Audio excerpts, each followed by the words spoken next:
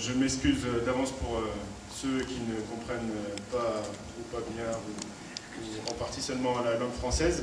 Cette intervention se voudra courte, Inch'Allah, et en fait c'est pour donner une vision de la lumière, donc de cette réalité que vivent les mourides de la Tariqa al-Kalkaliya par rapport à la science, dans un premier temps.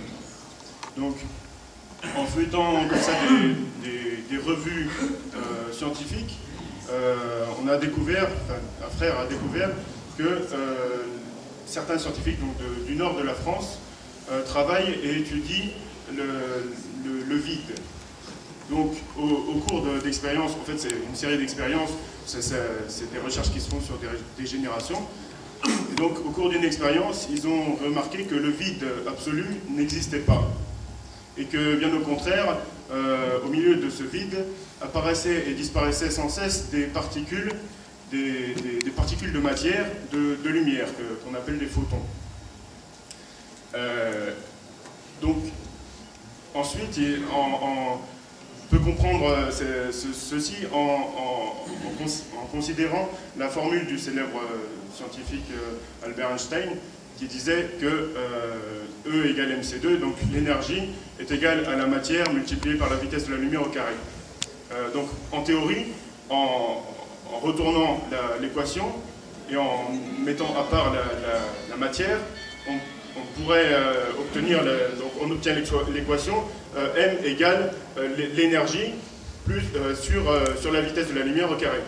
Ce qui fait qu'en théorie, il est possible de créer en quelque sorte de la matière en ayant à disposition une source de lumière, une source d'énergie, pardon, donc de lumière par exemple, suffisamment importante, puisqu'elle doit être divisée par la vitesse de la lumière au carré, ce qui est énorme, 300 000 km par seconde multiplié par 300 000 km par seconde. Donc, voilà, en théorie, donc c'est ce qu'ils ont découvert, et ils travaillent en ce moment sur la fabrication d'un laser surpuissant qui, donc, dans l'idée de faire en quelque sorte bouillir le vide et donc recréer les conditions de ce qu'on appelle le Big Bang, donc au départ de la création. Donc ils sont en fait arrivés à la conclusion qu'au tout début, il y avait en quelque sorte le vide, et qu'au sein de ce vide est apparue une source d'énergie surpuissante, une lumière, et de cette lumière est issue, c'est-à-dire est apparu l'ensemble de la création. Et c'est justement ce qu'on retrouve dans un hadith Qudsi, qui dit, où Allah subhanahu wa ta'ala dit par la langue de son prophète sallallahu alayhi wa sallam, lorsque je voulus créer la création, je pris une poignée de ma lumière et je lui dis « Sois Mohammed ». Et ensuite, je crée de la lumière de Mohammed toute chose. Voilà, donc on a bien cette lumière originale qui est primordiale, qui est la source de toutes les créatures. Et dans notre Tariqa al-Kalkaliya, comme on a pu le voir depuis un certain moment déjà, au cours de divers témoignages qui deviennent de plus en plus, alhamdoulilah, que le Mourid Kalkali, suite à la bay'a de Sayyiduna Cheikh radiyallahu anhu, voit dans son cœur une lumière. Et cette lumière, c'est justement la lumière primordiale et originelle Muhammadienne sallallahu alayhi wa sallam. Et donc dans cette lumière, on retrouve, c'est de cette lumière que toute chose fut créée. Et donc dans cette lumière, en quelque sorte, c'est comme si Sayyiduna Cheikh radiyallahu anhu plaçait dans le cœur de son mouride l'ensemble, c'est-à-dire l'Arsh et le Kursi, les 7 cieux et les 7 terres.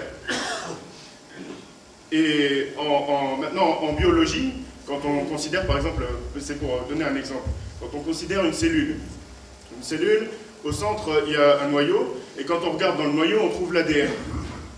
Et l'ADN, en le décortiquant, on peut découvrir donc toutes les caractéristiques et les attributs de l'organisme auquel appartiennent cette cellule.